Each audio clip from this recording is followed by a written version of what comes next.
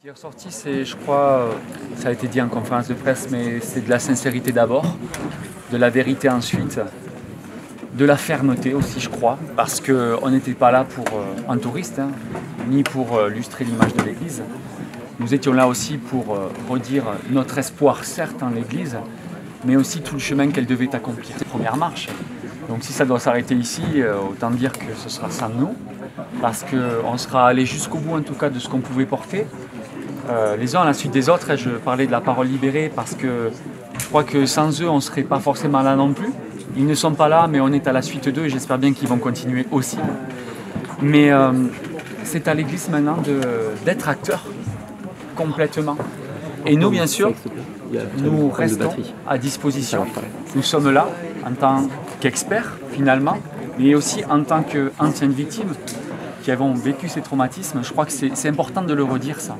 Parce que pour nous, on ne veut pas faillir cette mission qui est la nôtre, d'aller jusqu'au bout de la démarche. Concrètement, en 1h15, je crois qu'on n'a pas le temps de prévoir un calendrier, mais ce que nous attendons bien sûr de la part des évêques, c'est qu'ils puissent nous tenir au courant de ce qui sera fait à court, moyen et long terme.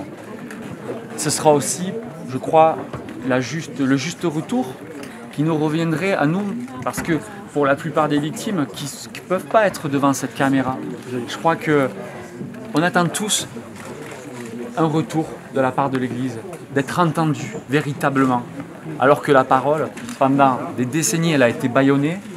Là, on peut s'exprimer, on est là devant vous, et je crois que c'est important que l'Église maintenant aussi nous parle à nous, après que nous lui ayons parlé.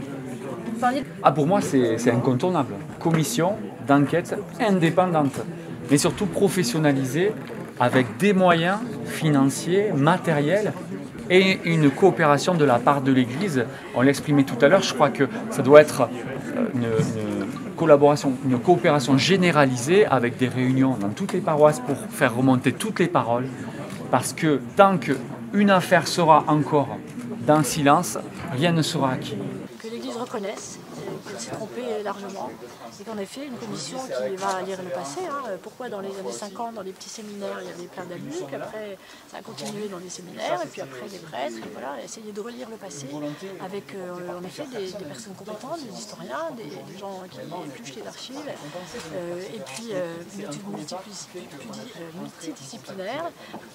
Ça c'est très important de relire le passé pour tirer les leçons, comprendre ce qui n'a pas marché, comprendre les structures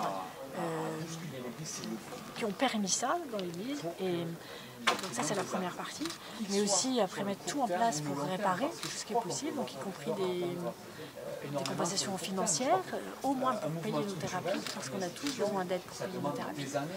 Et puis après ça, tout mettre en place pour que ça ne recommence pas, c'est-à-dire la prévention, la formation des séminaristes, la formation des personnes au service des enfants. Comme a dit le Crépy aussi, sans doute une formation à travers l'éducation affective et relationnelle et la sexualité dans les écoles catholiques et plus largement. Aussi apprendre aux enfants à mieux se protéger, mais là moi en étant prudent, ce sont les adultes qui doivent protéger les enfants.